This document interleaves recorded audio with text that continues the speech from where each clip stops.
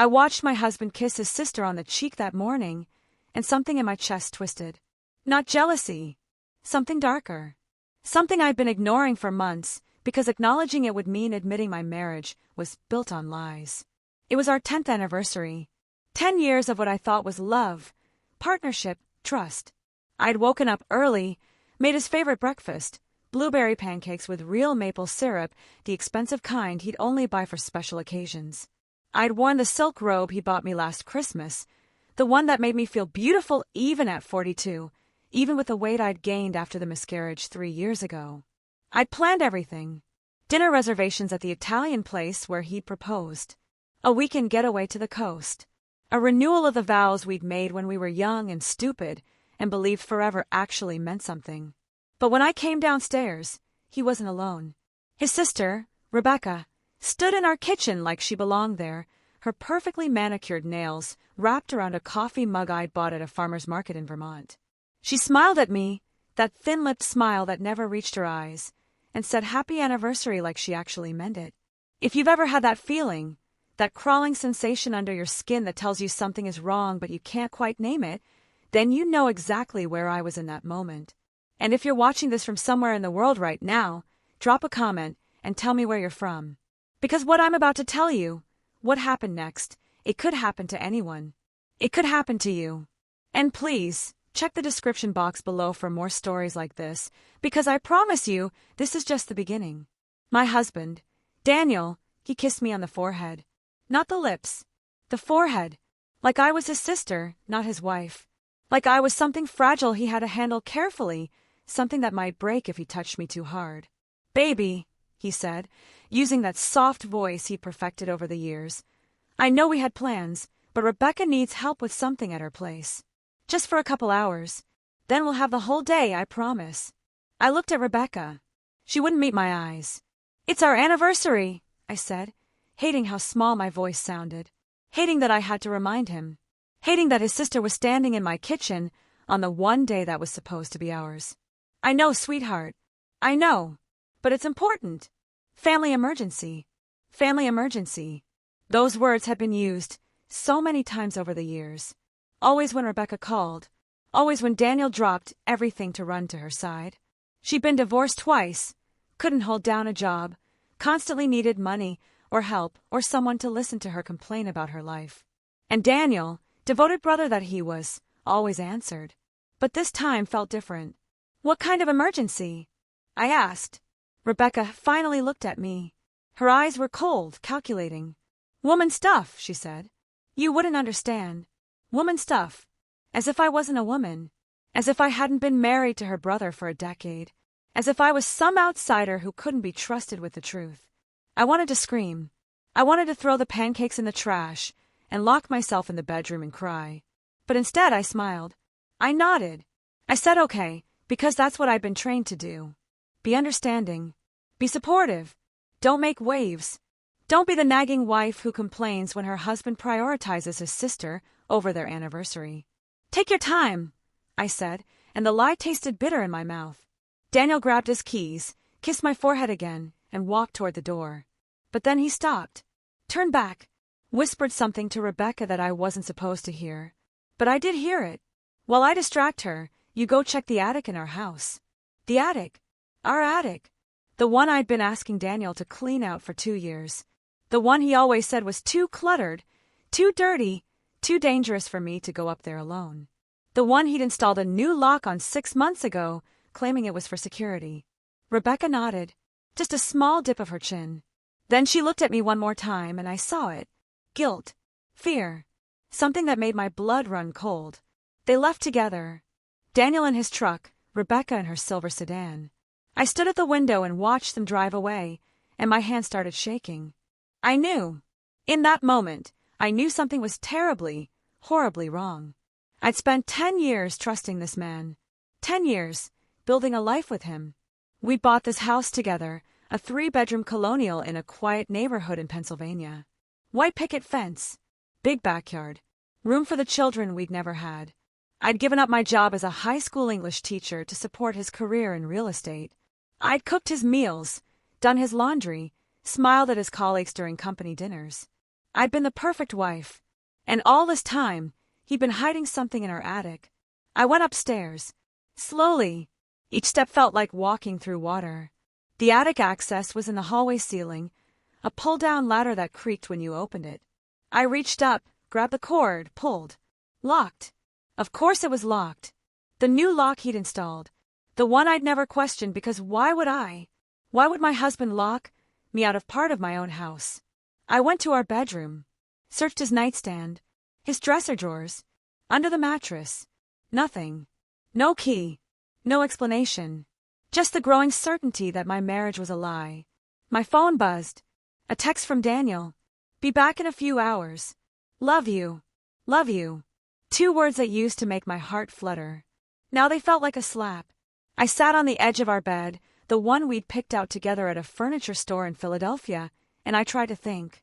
Tried to make sense of what I'd heard. Why would Rebecca need to check our attic? What could possibly be up there that required her involvement? Why today of all days? And then it hit me. He wasn't coming back in a few hours. He was keeping me distracted. Keeping me away from the house while Rebecca did what? Removed evidence. Retrieved something. Planted something. If this sounds familiar to you, if you've ever felt that sickening realization that the person you love has been lying to you, then hit that subscribe button right now. Because what I discovered next, what Rebecca found in that attic, it's going to make you question everything you thought you knew about trust and marriage and the secrets people keep. Check the description box for more stories that will keep you up at night. I made a decision then. I wasn't going to wait. I wasn't going to sit in my house like a good little wife while my husband and his sister conspired behind my back. I grabbed my car keys. I knew where Rebecca lived, a cramped apartment 20 minutes away. And I knew Daniel's routine. He'd take her to her place, make sure she was settled, then drive to Home Depot or Lowe's, or wherever he went when he wanted to kill time. He'd done it 100 times before. But this time, I was going to follow them. I drove carefully, staying far enough back that Daniel wouldn't notice me. My heart hammered in my chest. My palms were sweaty on the steering wheel. I'd never done anything like this before. I'd never been the suspicious wife, the paranoid woman who tracked her husband's movements. But that whisper kept echoing in my head. While I distract her, you go check the attic. Check it for what? Remove what? Hide what? They didn't go to Rebecca's apartment. Instead, Daniel drove to a coffee shop downtown, one of those trendy places with exposed brick and overpriced lattes. He went inside, sat at a table by the window, ordered something, pulled out his phone. Distraction. He was giving Rebecca time. Time to go through our attic. Time to find whatever it was he'd been hiding. I parked 3 spaces down and watched him through the window. He looked relaxed. Calm. Like this was just another normal day. Like he hadn't just destroyed my trust on our anniversary. Nearly 2 hours crawled by. I sat in my car, my phone in my lap, waiting. Watching. The clock on my dashboard ticked forward with agonizing slowness. 2 hours of my husband sitting in a coffee shop, scrolling through his phone, occasionally ordering another drink. 2 hours of Rebecca in my house. In my attic. Going through things I wasn't supposed to see. Finally, my phone rang. Daniel's name flashed on the screen. I didn't answer. It rang again. Then a text. Hey, where are you? I'm on my way back. I started my car. Drove home fast enough to beat him there, but not so fast that I get pulled over. My hands were shaking, so hard I could barely grip the steering wheel. When I pulled into our driveway, Rebecca's car was parked at the curb. She was sitting behind the wheel, her face buried in her hands. I got out, walked toward her, knocked on the window. She looked up, and I'd never seen anyone look so terrified. Her skin was ashen. Her eyes were red, like she'd been crying. Her voice barely audible when she finally rolled down the window. You need to come inside, she stammered. You're your husband. He wasn't supposed to. You weren't supposed to find those. Find what? I didn't wait for her to explain. I ran to the front door, my hands fumbling with my keys. Unlocked it. Ran upstairs. The attic ladder was down, the lock broken, hanging uselessly from the hinge. I climbed up, into the darkness, into the space that had been forbidden to me for so long. And what I found there, in that musty, cluttered attic, it destroyed everything I thought I knew about my husband, about my marriage, about my life. The attic smelled like old wood and secrets. I'd never been up there before, not really. Daniel had always insisted it was his domain, full of boxes from his childhood, old sports equipment, things he'd deal with eventually. And I believed him because that's what you do when you trust someone. You believe their excuses. You accept their boundaries. You don't question why certain doors stay locked. But now, standing in that dim space with dust motes floating through the single shaft of light from the window, I understood that trust had been my biggest mistake. The attic wasn't cluttered. It was organized. Meticulously so. There were filing cabinets against one wall. 3 of them, metal and gray, the kind you'd find in an office. Each drawer was labeled with years. 2015, 2016, 2017, all the way up to 2025. I opened the first drawer. My hands were shaking so badly I could barely grip the handle. Inside were folders. Dozens of them. Each one labeled with a name I didn't recognize. Jennifer Hartley, Sarah Thompson, Elizabeth Walsh. Women's names. And inside each folder, photographs, documents, printed emails, text message screenshots, bank statements. I pulled out the folder marked Jennifer Hartley. Opened it. The first thing I saw was a photograph of a woman around my age, blonde, smiling at the camera. She was standing in front of a house I didn't recognize, holding a coffee cup. The photo looked like it had been taken from across the street, zoomed in, grainy. Surveillance. My stomach dropped. I flipped through the folder. More photos. Jennifer at a grocery store. Jennifer at a park. Jennifer going into a gym. Pages and pages of her daily routine, documented with the precision of someone who'd been watching her for months. And then the documents. A copy of her driver's license. Her social security number. Her bank account information. Her work schedule. Her family's addresses. At the bottom of the folder, a handwritten note in Daniel's handwriting. Completed transaction. $50,000. Client satisfied. Move to next phase. Transaction. Client. Move to next phase. I couldn't breathe. The attic suddenly felt too small, too hot. I dropped the folder and grabbed another one. Sarah Thompson. Same thing. Photos. Documents. Personal information. Another note. Completed. $75,000. Another folder. Another woman. Another transaction. 12 folders in the first drawer alone. 12 women. 12 completed transactions, ranging from $30,000 to $100,000. I stumbled backward, my vision blurring. My husband, my Daniel, the man I'd shared a bed with for 10 years, had been selling women's information. Their lives, their privacy, their safety. To who? For what purpose? And then I saw it, on top of one of the filing cabinets. A laptop, open, screen dark but still humming with power. I touched the trackpad. The screen flared to life. It was logged into an encrypted messaging platform I didn't recognize. The chat history was extensive, going back years. Conversations between Daniel and usernames I didn't know. Phantom _ buyer _ 03. Silent collector.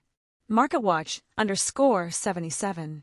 I scrolled through the messages, my horror growing with each line. Need a new target. Mid-30s to early 40s. Professional. Lives alone. Willing to pay premium for complete profile. Daniel's response. I can deliver within 2 weeks. Standard package or deep dive. Deep dive. Need family connections, work history, financial vulnerabilities. Photos from multiple locations. $85,000. Agreed. Initiating surveillance now. Surveillance. He was a private investigator. That's what he told me he did for work. Background checks for companies. Due diligence for real estate deals. Boring, legitimate work that paid well enough for us to buy this house, take vacations, live comfortably. But this wasn't background checks. This was something else entirely. Something dark and illegal and terrifying. I clicked through to another conversation. This one was more recent, just 3 weeks ago. Wife getting suspicious. Asking questions about the attic. Shut it down. Clean house. If she finds out, eliminate the problem. Eliminate the problem. My blood turned to ice. I kept reading, my hands trembling, so hard I could barely control the mouse. Can't eliminate. Too risky. Sister knows. Will handle differently. Your call. But loose ends are expensive. Make sure she doesn't become one. I backed away from the laptop. Backed away from the filing cabinets. Backed away from the evidence of my husband's double life. He'd been selling women's personal information to buyers on the dark web. Strangers who wanted to invade lives, stalk women, possibly harm them. And he'd been doing it for years, right under my nose, in the attic of the house we shared. And now I was a loose end. If you're watching this, and your heart is pounding, if you're wondering what you'd do in my situation, drop a comment right now. Tell me if you'd run, if you'd call the police, if you'd confront him. Because I had to make a choice in that moment, standing in that attic with evidence of my husband's crimes surrounding me. And I had about 30 minutes before he came home. I heard a sound downstairs, the front door opening. Honey, you home? Daniel's voice. Calm, loving. The voice of a man who just spent 2 hours in a coffee shop while his sister broke into our attic to hide evidence. But Rebecca hadn't hidden anything. She'd seen what I'd seen. And whatever reaction she'd had, it had been bad enough to leave her sitting in her car, pale and terrified. I looked around frantically. I couldn't let him know I'd been up here. Couldn't let him know I'd found everything. I grabbed my phone, started taking pictures. Fast.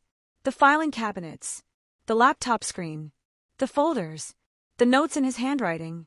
Evidence. As much as I could capture before he found me. Baby! Where are you? His footsteps on the stairs. I shoved my phone in my pocket. Looked at the attic ladder. I'd have to go down. Face him. Pretend I didn't know. But then I saw it. In the corner, behind one of the filing cabinets. A small fire safe, the kind you'd keep important documents in. I dragged it out. It wasn't locked. Inside, passports. 3 of them. Each one with Daniel's photo.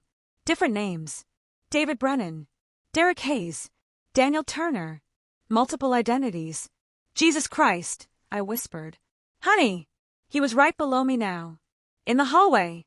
About to look up and see the attic ladder down, the lock broken. I shoved the passports back in the safe. Pushed it behind the cabinet. Climbed down the ladder as fast as I could, my heart slamming against my ribs. Daniel stood at the bottom, his face a mask of concern. What are you doing up there? He asked. His voice was soft, but his eyes were hard. Cold. The ladder was down, I said, my voice surprisingly steady. I saw it when I came home and got worried. Thought maybe we'd been broken into. He looked at me for a long moment, studying me, trying to decide if I was lying. Did you go all the way up? Just stuck my head in. It's dark up there. I couldn't see anything. Another long pause. Then he smiled. That same smile he'd given me this morning over blueberry pancakes. I'm glad you're safe, he said. Rebecca called. She had to cancel. Some kind of crisis with her ex. You know how it is. I nodded. Smiled back. Played the role of the understanding wife. So we can still have our anniversary dinner? I asked. Absolutely. Let me just shower and change. Then we'll go celebrate 10 years of us. 10 years of lies, I thought. 10 years of sleeping next to a man who sells women's lives. 10 years of being married to a stranger. He kissed my forehead. Went into our bedroom. Closed the door. I stood in the hallway, my phone burning a hole in my pocket with its cargo of incriminating photos, and I knew I had to make a decision. Run. Call the police. Confront him. Or plan something else. Something that would make him pay for what he'd done. Not just to me, but to all those women in those files. All those lives he'd invaded and sold. I walked downstairs. Grabbed my purse. Checked my phone. I had photos. Evidence. But would it be enough? And if I went to the police, would they believe me? Or would Daniel use his connections, his multiple identities, his carefully constructed life to make me look like the crazy one? I needed more. I needed proof that couldn't be denied or explained away. And I needed help. I scrolled through my contacts. Stopped at a name I hadn't called in 3 years. My brother, James. A cybersecurity specialist in Boston. The last person I'd want to know that my marriage was a sham, but the only person who might be able to help me unravel what Daniel had been doing. I sent him a text. Need your help. Urgent. Can't explain over phone. Can you come to PA? The response came within seconds. On my way. Be there tonight. I heard the shower running upstairs. Daniel singing. Actually singing. Like this was just another normal day. I sat on the couch, thought about those 12 folders, 12 women whose lives had been violated. And I thought about Rebecca sitting in her car, ashen and terrified. She knew. She'd always known, hadn't she? That's why she came here. Not to hide evidence. To see it for herself. To confirm what her brother had become. I needed to talk to her. I grabbed my keys, left a note on the kitchen counter, went to store for dinner supplies. Back soon. Then I drove to Rebecca's apartment, my mind racing with plans and possibilities and the growing certainty that my life as I knew it was over. But maybe that wasn't such a bad thing. Maybe it was time to burn it all down. Rebecca lived in a second-floor apartment in a building that had seen better days. Peeling paint, broken intercom, the kind of place that smelled like old cigarettes and desperation. I'd been here once before, when she first moved in after her second divorce, and I pretended not to judge the water stains on the ceiling or the carpet that felt sticky under my shoes. Now, as I climbed the narrow staircase, I wasn't thinking about her failed marriages or her inability to keep a job. I was thinking about what she'd seen in my attic, what she knew about her brother. I knocked on her door. Once. Twice. "Go away," she called from inside. "It's me. We need to talk." Silence. Then the sound of locks turning. 3 of them. The door opened a crack, the chain still attached. Rebecca looked even worse than she had in her car. Her mascara had run down her face in dark streaks. Her hands were shaking. "You shouldn't be here," she whispered. "Let me in. If Daniel finds out." He's in the shower, singing, planning our anniversary dinner. Like nothing happened. Like he's not a monster. She stared at me for a long moment. Then she unhooked the chain and opened the door. Her apartment was small, cluttered with moving boxes that had never been unpacked. We sat at her kitchen table, a wobbly thing with coffee stains and scratches. "How long have you known?" I asked. She didn't pretend not to understand. 3 years. 3 years. That hit me like a physical blow. 3 years of Sunday dinners and birthday parties and Christmas mornings. 3 years of her sitting in my living room, drinking my wine, smiling at me like we were family. All while knowing what her brother was doing in our attic. "Why didn't you tell me?" "Because he's my brother." Her voice cracked. "And because I was scared. You don't know what he's capable of." "Then tell me." She lit a cigarette with trembling hands. I didn't comment on the NO smoking sign on her wall. "It started small," she said, "when he was working as a PI, doing legitimate cases. But then he got connected with these people. Online. Dark web stuff. They'd pay him for information on women. At first it was just public records. Background checks. Nothing illegal. But it escalated.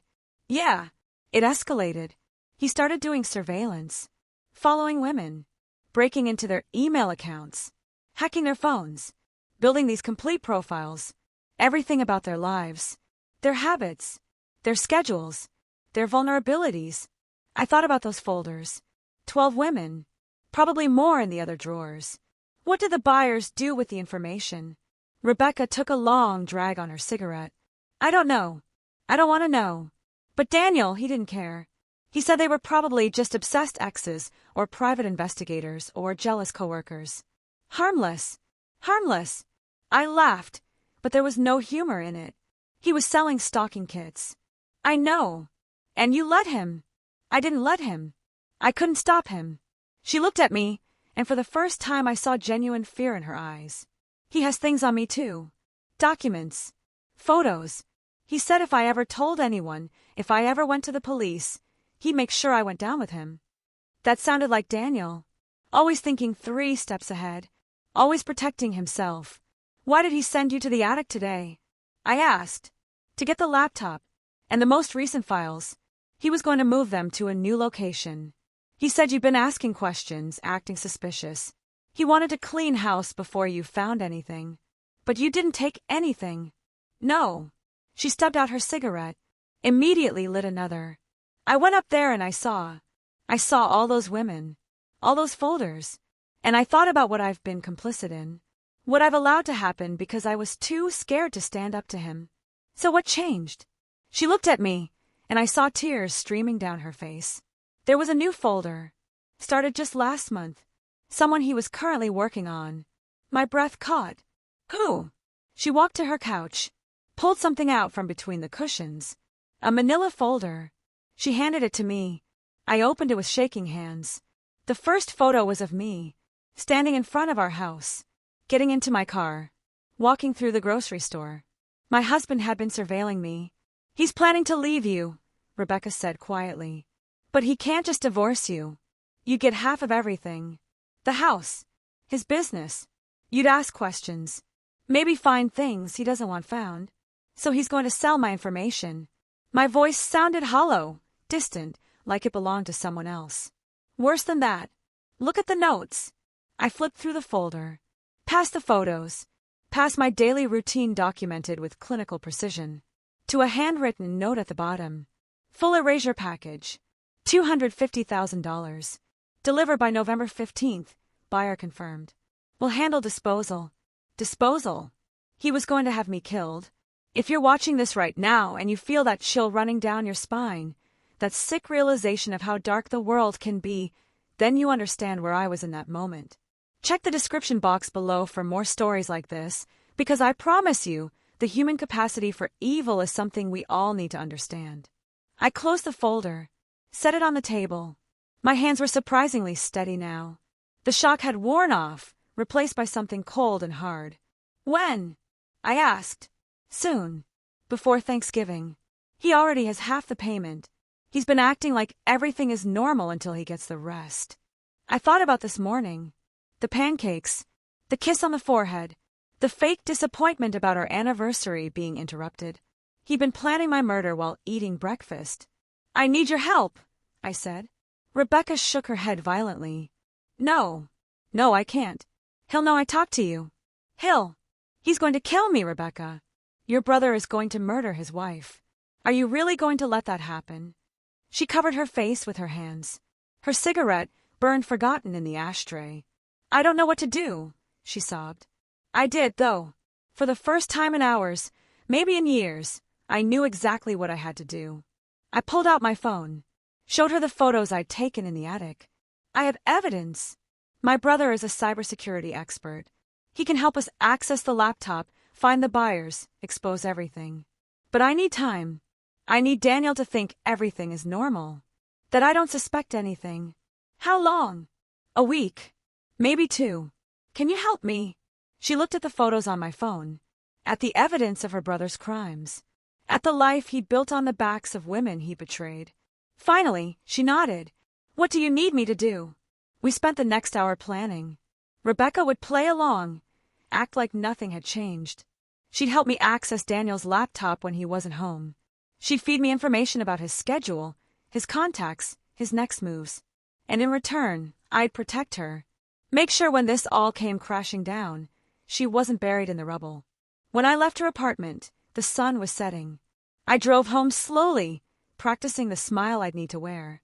The loving wife excited about anniversary dinner. Daniel was in the living room when I got home, wearing the suit I bought him last Christmas. He looked handsome, charming, like the man I'd married. Ready for dinner? He asked. I smiled, kissed his cheek, smelled his cologne, the same one he'd worn on our wedding day. Ready, I said. We went to the Italian restaurant, ordered wine, ate pasta. He toasted it 10 more years. I clinked my glass against his and drank, tasting the bitterness of the lie. All through dinner, I played my part, the devoted wife, the woman who believed in forever. And all through dinner, I planned his destruction. Because if Daniel thought I was just going to disappear quietly, that I'd become another woman in another folder, he'd underestimated me. I'd spent 10 years being the perfect wife, accommodating, understanding, trusting. That woman was gone now. And the woman who remained, the one sitting across from a murderer pretending to celebrate love, she was going to make sure Daniel paid for every single woman in those files, including me. My brother James arrived at midnight, driving straight from Boston without stopping. He was younger than me by 3 years, brilliant in that quiet, focused way that had always made me feel protected as a kid. When I opened the door, he took one look at my face and pulled me into a hug without saying a word. Where is he? James asked, his voice low. Asleep. He had 3 glasses of wine at dinner. He'll be out for hours. We went down to the basement, the only place in the house where Daniel never went. Too many spiders, he always said. Too damp and dark and unfinished. Perfect for what we needed to do. James set up his laptop on an old card table. I showed him the photos I'd taken in the attic. Watched his expression change from confusion to disgust to cold fury. Jesus Christ, he muttered. Your husband is a serial predator. Can you access his laptop remotely? If he's connected to your home network, probably. But we need to be careful. If he has security monitoring software, he'll know someone's trying to get in. He's too arrogant for that. He thinks the attic is secure. That I'm too stupid to figure any of this out. James looked at me, and I saw something new in his expression. Respect, maybe. Or fear. You've changed, he said. I've woken up. It took him 2 hours to break into Daniel's laptop. 2 hours of code and backdoors and techniques I didn't understand but trusted completely. When he finally got in, his face went pale. How many files are there? I asked. Counting yours? 47 women. 47 lives invaded. 47 women whose information had been sold to strangers with dark intentions. Can you find the buyers? James navigated through encrypted messages and Bitcoin transactions. The sun was starting to rise by the time he looked up at me. Most of them are anonymous. But I found something else. Your husband has been working with a partner. Someone local. Someone who handles the physical surveillance while Daniel does the digital work. Who? He showed me a series of emails between Daniel and someone named T. Whitmore. Todd Whitmore. A name I recognized from Daniel's real estate circles. He'd been to our house for dinner parties. Friendly guy. Good sense of humor. Also, apparently, a stalker for hire. There's more, James said. The buyer for your information. The one who paid for the full erasure package. I traced the Bitcoin wallet.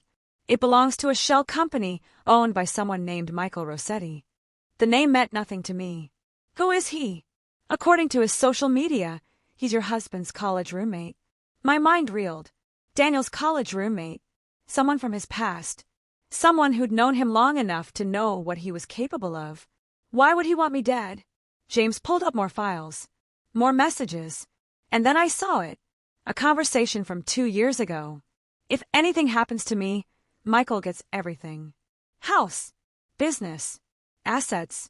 Make sure it's documented. Daniel had set up Michael Rossetti as his beneficiary. And then he'd hired him to kill me so they could split the insurance money and my half of our assets. It was so calculated. So cold. So perfectly planned. I felt my knees buckle. James caught me. We're going to the police, he said.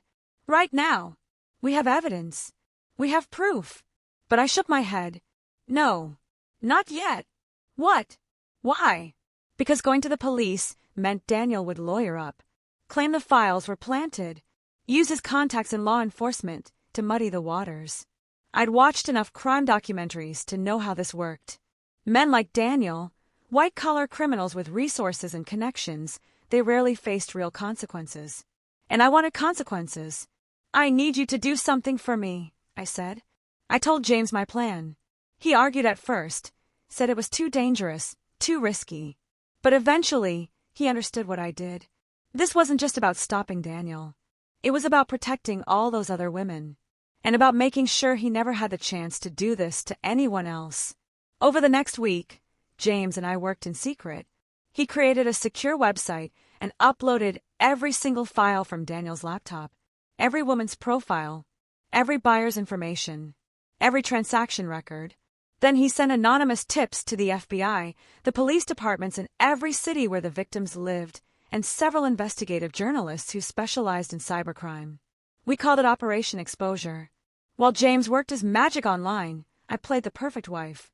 I smiled at Daniel over breakfast, kissed him goodnight, pretended our anniversary dinner had rekindled something between us. He bought it completely.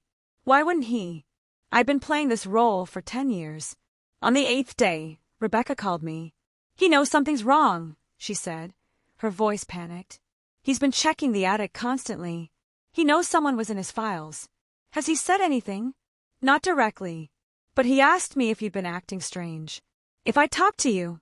What did you say? I said no. But I don't think he believed me. That night, Daniel came home late. He'd been at the office, he said. deal closing, but his eyes were cold when he looked at me. Calculating. "We need to talk," he said. My heart stopped, but I kept my expression neutral. Curious. About what? About trust. He led me into the living room, gestured for me to sit on the couch. He remained standing, looming over me in a way that was clearly meant to intimidate. "Have you been in the attic recently?" he asked. "Just that one time, when the ladder was down. Remember? Right. That one time." He studied my face. "Because someone's been accessing my laptop. Remotely. Someone with sophisticated hacking skills." I forced myself to look confused. "I don't understand. You think I hacked your computer?" "I think someone did. And I think you might know who." This was it. The moment where everything could fall apart. Where Daniel could realize I discovered his secret and accelerate his plan to have me killed. But I prepared for this. "Actually," I said slowly, "I was going to talk to you about something. I've been worried about you." He frowned. "Worried? You've been acting strange lately. Secretive. And last week, I saw something on your phone. Messages from someone named Michael. Talking about money. About getting rid of problems." I watched his expression shift. Watched him realize I was giving him an out. A way to explain away his behavior that didn't involve me knowing the truth. "You went through my phone. I'm sorry. I know I shouldn't have. But I was scared you were having an affair." I let my voice break. Let tears fill my eyes. "I thought maybe you wanted to leave me." It was a masterful performance. And Daniel, arrogant as he was, bought it. His expression softened. He sat next to me, pulled me into his arms. "Baby, no. I'm not having an affair. Michael is just a business partner. We're working on a real estate investment. The secrecy is just because it's sensitive. Competitive." "Really? Really?" He kissed the top of my head. "And the laptop thing, that was probably just a security glitch. Nothing to worry about." He held me while I cried fake tears into his shoulder. And all I could think was, 3 more days. 3 more days until James finished compiling everything. Until the FBI had enough to move. Until Daniel's entire world came crashing down. That night, I lay in bed next to my husband and listened to him breathe. This man who'd planned my murder. Who'd sold 47 women's lives to predators. Who'd built a career on violating trust and privacy and basic human decency. And I felt nothing. No love. No anger. Just cold determination. On the 10th day, everything happened at once. The FBI showed up at 6 in the morning. They had warrants for Daniel's arrest, for the seizure of his computers and files, for access to our attic. Agents in dark suits swarmed through our house like ants, documenting everything, photographing everything, taking everything. Daniel tried to play innocent, said it was a misunderstanding, that someone had planted evidence, that his wife was mentally unstable and had made false accusations. But then they showed him the website, James's website, with every single file, every transaction, every message, all of it time-stamped, verified, and backed up in multiple secure locations. Daniel's face went white. They arrested him right there in our living room.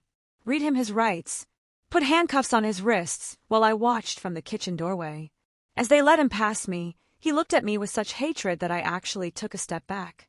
"You did this," he hissed. "You destroyed me." "No," I said quietly. "You destroyed yourself. I just made sure everyone could see it." They arrested Todd Whitmore the same morning. And Michael Rossetti, and 3 other men who'd been part of Daniel's network, facilitating his crimes and profiting from them. The story broke online within hours. Predator network exposed. Private investigators sold women's lies on dark web. Every major news outlet picked it up. The 47 women whose information had been sold started coming forward, sharing their stories of strange break-ins, stalking incidents, terrifying encounters with strangers who knew too much about their lives. And through it all, I remained silent. Anonymous. The FBI protected my identity as the source of the leak.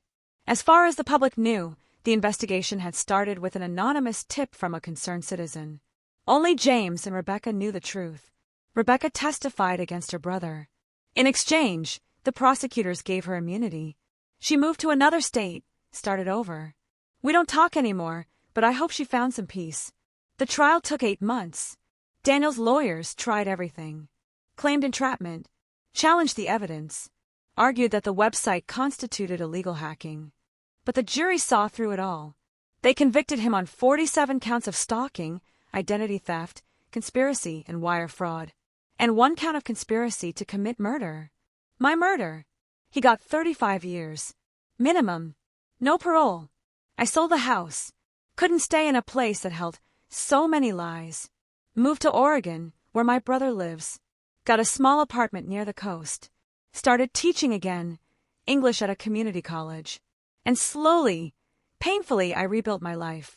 It's been 2 years now since that anniversary morning. 2 years since I discovered what my husband really was. And people ask me sometimes, when they learn my story, if I regret what I did. If I wish I'd just gone to the police immediately. If I think my revenge was worth it. And I tell them this. Revenge isn't about making yourself feel better. It's about making sure the person who hurt you can never hurt anyone else. It's about protecting the next victim, and the one after that, and all the ones who come after. Daniel didn't just betray me. He betrayed 47 women. He violated their privacy, endangered their safety, and sold their lives to people who wanted to harm them. And he would have kept doing it, kept finding new victims, if someone hadn't stopped him. So yes, my revenge was worth it, because it wasn't really about revenge at all. It was about justice. It was about using my pain, my betrayal, my anger, and transforming it into something that protected others. If you're watching this and you've been betrayed, if someone you trusted has hurt you in ways you never thought possible, I want you to know something. You're stronger than you think. You're smarter than they believe. And you have more power than they've led you to imagine. Don't let them make you small. Don't let them convince you that staying silent is safer than speaking up. Don't let them win. Fight back. Expose them. Protect others from becoming their next victims. Because in the end, the best revenge isn't just about making them pay. It's about making sure they can never hurt anyone again. I sleep better now than I did in all 10 years of my marriage. No more wondering why my husband seemed distant. No more ignoring the voice in my head that said something was wrong. No more pretending everything was fine when it wasn't. I'm 44 years old. I live alone. I teach literature to students who remind me why words matter, why stories matter, why truth matters. And every day, I wake up knowing that I saved lives. That somewhere out there, women are safer because I refuse to stay silent. Because I turn my pain into purpose. That's the thing about revenge. Done right, it stops being about you. It becomes about something bigger, something that matters. And that, in the end, is how you win. Before I go, if this story resonated with you, if it made you think or feel or understand something new about trust and betrayal and the strength it takes to fight back, check the description box below. There are more stories like this. More women who refuse to be victims. More reminders that we're never as powerless as we've been led to believe. Thank you for watching. Thank you for listening. And thank you for bearing witness to the truth that secrets always come out eventually, one way or another.